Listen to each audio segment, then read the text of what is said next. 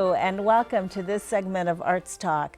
I'm Sherri Burr, your host, and my co-host for this episode is going to be Max Azevedo, who's a law student. Welcome, Max. Thank you. Okay, and our honored guest for this episode is James Anaquad Kleinert, who is a documentary filmmaker. So welcome, James.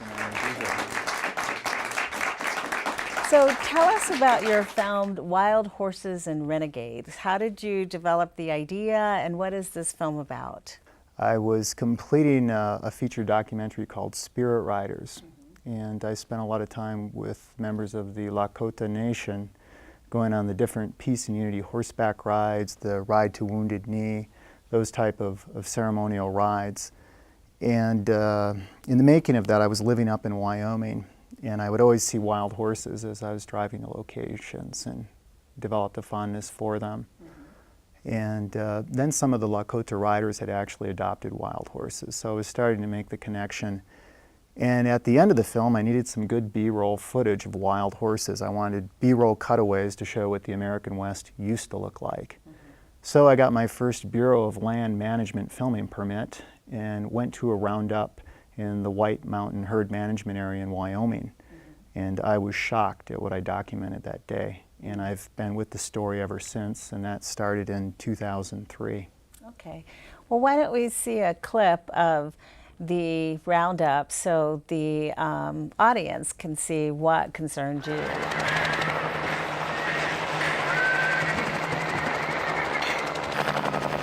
This roundup was in November on snow and ice covered terrain.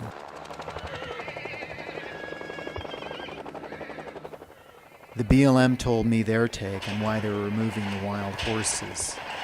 I was told horses were starving on the range, and the range conditions were in poor health. The band stallions were heartbroken by the separation from their families.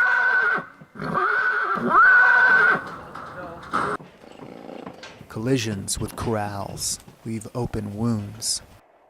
The abuse and ignorance I documented that day would change the course of my life. What surprised you by what you found there? Was it the fact that they used helicopters to do the roundup? Was it the conditions in the corral? What most astonished you about the roundup? Well, in that particular roundup, that was in Wyoming, and as I said in the film, the BLM said that the range conditions were in poor health. The range conditions were actually in very good health. Those horses, as all of you can see, were in amazing condition. I mean, absolutely amazing. Those horses can outdo most domestic horses, hands down. So immediately I noticed that. I'm going, well, things look pretty good out here. As you could see, the helicopter roundup, they were pushing those horses incredibly hard. They would run into the fences. These are steel fences. They're not padded. They should be putting pads, in the gates that they're coming into. You could see the scar on the one stallion. In many cases, horses get hurt. They break legs or they break their necks. They have to be put down. Not in that instance when I was there that day, but subsequently, I know of many cases of that. In fact, the roundup I discovered 6 weeks ago up in Spring Creek in southwestern Colorado, they broke a horse's neck by running it too fast in through the chutes. I mean, there's much better ways to manage wild horses and much more cost effective. We, the American taxpayers, are spending $120,000 a day to warehouse these horses. That's just to warehouse them. That's not the cost of the roundup. Wow. So we're spending a tremendous amount of money for this abuse to these animals. Yeah. Which seems craziness to spend $120,000 a day when in 1971, Congress passed the Wild Horse and Burro Act. So the idea was they were supposed to roam free and they wouldn't cost taxpayers anything. Exactly. Part of the Act states that they're an integral part of the natural ecosystem of our public lands. And I think the people who wrote that act, they put a little teeth into that legislation. They knew if wild horses could roam and sustain out there, that the land itself would be in fairly good health. Now, as soon as you start getting rid of wild horses and other wildlife species, then there's no indicator species on the land. And this is where the big extractive industries can come in and do all kinds of devastation. The BLM was really, they really had carte blanche in doing whatever they wanted, and they're doing it, even though there are statutes and legislation that restricts what they can do. How has that been reconciled within the government, kind of holding the BLM accountable? Well, that's the problem. The government is not holding the BLM accountable. And that's why I'm filing a federal lawsuit against the BLM right now. They are known as a rogue agency within the Department of Interior, and they basically do what they want. And so they are, again, destroying the last of America's wild horses as we sit right here. So I urge people to, especially right here in New Mexico, write Senator Bingaman, who heads the Energy Natural Resources Committee. They have a lot of say in what's going on. We really got to step up and hold the BLM and our elected officials accountable for what's happening. I mean, you started working in 2003 on wild horses, and since then, have you seen any changes in the BLM as far as accountability? Is there any momentum in a good direction? Well, Congressman Grijalva, who appears in the movie, who's a tremendous congressman from Arizona, he has been able to get some uranium claims pulled back. I believe he's gotten some set-aside lands within the BLM, so I think that's positive. I know he's working on Capitol Hill to get the wild horses protected and to stop these roundups. We're trying to get a moratorium placed on these roundups. There's no need to round up any more wild horses. We have more than we can feed and house in these long-term holding. So I would say that that's very positive, although there still has not been a moratorium placed on it. So I think we need action from the public, from law students like this, from other attorneys. We really have got to put pressure on the feds to manage this in an ecological manner. It's a really good point. So you make the argument that this is an environmental issue, that horses are very much an important part of the environment out there. As you said, that they're an indicator species. So without horses, there would be no indication of if something had changed in the environment. Like if they were getting in poor health, that would be an indication. And as you said, it kind of undercut the BLM's argument when it said that the range conditions were in bad shape when the horses look fabulous. That would indicate that the range conditions are fabulous. Now, in this film, you also document the story of a horse named Traveler. So tell us a little bit about Traveler. Well, Traveler is an amazing band stallion. They refer to Traveler as a monarch band stallion. He's a very dominant stallion. He has a large band and quite a number of mares and offspring, fillies and colts. And he's very well known out in the Spring Creek herd management area, which is in southwest Colorado, a place known as Disappointment Valley. And I had the privilege to document him for a summer prior to the 2007 roundup, and just to be able to watch the intricate family structure of these bands, the stallion, the mare, the offspring. It's really amazing. I mean, there's so much family dynamic there. And do horses mate with just one mare in the family, or are there multiple mares? The stallions they have multiple mares, yes. Because at one point in the film, you show how Traveler and one of his mares were put in a corral with just other stallions, and how Traveler had to fight off the other stallions for trying to mate with his mare. Exactly, and that's a perfect example of the family dynamic. The BLM didn't know the difference between a mare and a stallion, and they put his mare in the stallion pen with all the stallions, so a big fight broke out. And Traveler stood up and tried to do the best he could to fight off all these different stallions. And again, a very abusive situation for all of these horses. When we got there, I just went off into the area and David went out riding, and I encountered Traveler.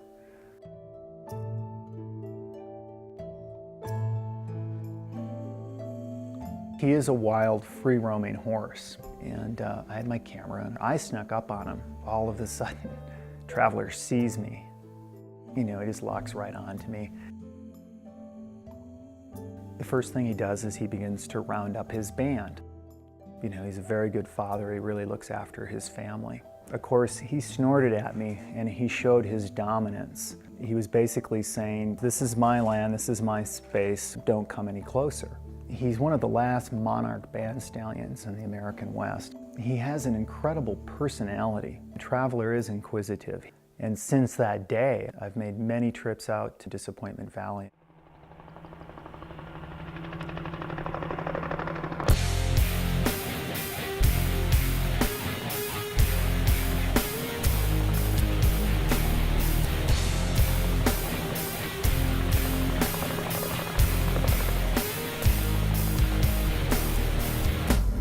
They had a pre-arrangement that that horse would not be removed. The National Mustang Association, they asked the Bureau of Land Management, could you please leave Traveler, not round him up? And the BLM had told that, no, we will not take him.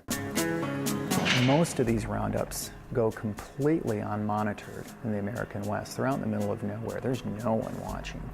So we found out about it. I was able to get a number of my friends to bring their cameras out.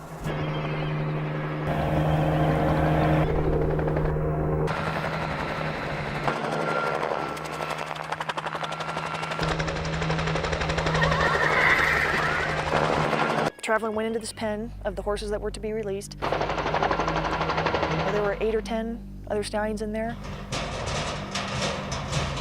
I don't know when it happened, but they put one of his mares in with him. Imagine you and your family are rousted out of your home and placed in a holding facility, and your children are taken away, and you are in a pen with your wife and surrounded by a large number of young, aggressive males. So then all of a sudden there's this big ruckus in the stallion pen.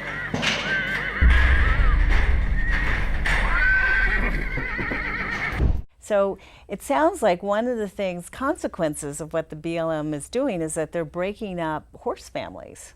Absolutely, they're tearing apart families, and I think most Americans would disagree with that. You know, we really respect family and, you know, the sacredness of family culture, and here the Bureau of Land Management is completely tearing family units apart. Mm. And later on in the film, you chronicle how these wild horses are available for adoption. Can you just talk about that process? After the wild horses are rounded up, they're processed. Mm-hmm. Okay, the stallions are gelded. Then they're treated by veterinarians for worms and whatever they have. And the horses that they deem adoptable, they'll send to adoptions. Mm-hmm. But this is a small percentage. And how do they determine whether a horse is adoptable? It's pretty much age-based. Mm-hmm. The younger ones have a better chance to be adopted just because it's easier to train a younger horse. The older ones are more set in their ways and less likely to be gentled. So they'll send a small percentage of these horses to the adoptions. The adoption rate is actually very low right now. A small percentage of these horses do get adopted, and some of them do go to very good homes. Mm-hmm. But the vast majority of them are then eventually shipped to long-term holding, and they live out their lives supposedly in these long-term holding facilities. Because there's so much overcrowding right now, though, a lot of these horses spend a number of years, 2 or 3 years, in what is called short-term holding. Mm-hmm. And short-term holding are very overcrowded places for these horses. So they go from these incredibly beautiful ranges to really being in almost a cell-type situation. Okay. They're very confined. So you yourself have adopted a wild horse, right? Can you tell us about that process? Yeah, well, I've been fortunate enough to be able to adopt one of these wild horses. These horses are actually amazing. Their genetics, I mean, they have evolved in the wild over hundreds of years, and only it's survival of the fittest out there. Only the strong survive. So what you get is, in most cases, not all cases, but their hooves are in amazing shape, their canter bones, their lower legs, amazing conditioned shape.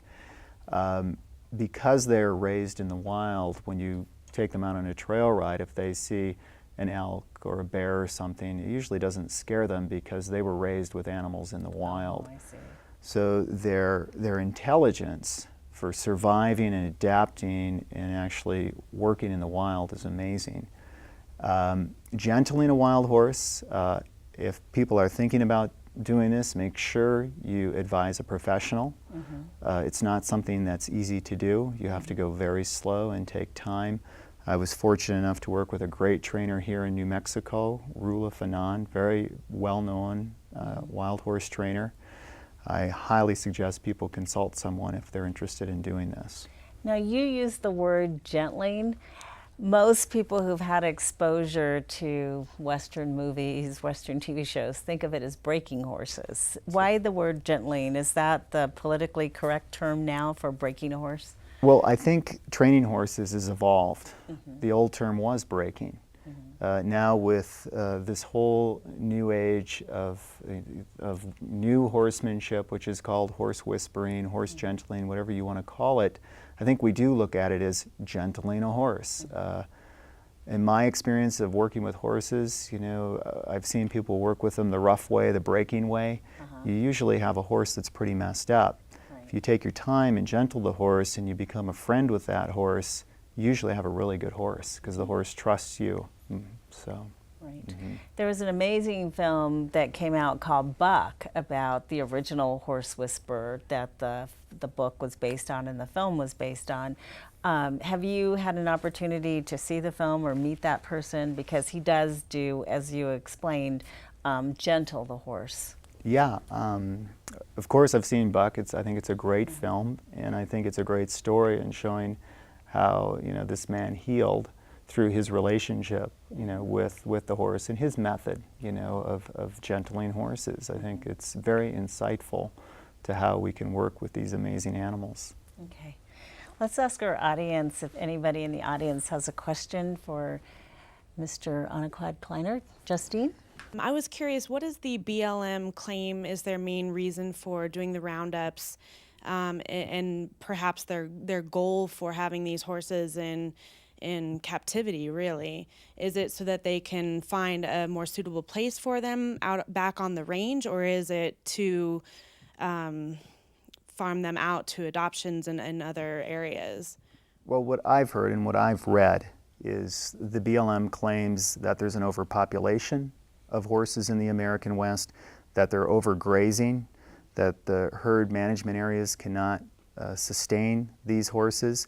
But 95% of the herd management areas where these horses graze have cattle leasing. So there's another huge grazer out there besides the horses. As my film points out, up in Disappointment Valley, after they did the 2007 roundup and removed 2/3 of the herd, 8 months later, they staked out the entire herd management area with over 100 uranium mining claims. So that was really the reason behind it. And we're seeing this in many cases in the American West. Wow. Other questions for Mr. Kleinert? Yes. I'm wondering how you got into the directing and producing business and how that started. Yeah, good question. My mother was a still photographer, and she was a photojournalist, so I learned photojournalism watching her, put her projects together every week. We had a dark room in our house, so I picked up a camera as a kid and started shooting and writing. As we know, the digital age has come and has completely transformed everything in terms of media, producing media now. I actually was a professional skier on the U.S. ski team, so I was in ski movies. That's how I got my start. I became a member of Screen Actors Guild. I performed and acted in movies of the week, ski films. So I learned a lot about the business from being in front of the camera, but being a stuntman, your career does come to an end. And so when that happened, I decided to move behind the camera.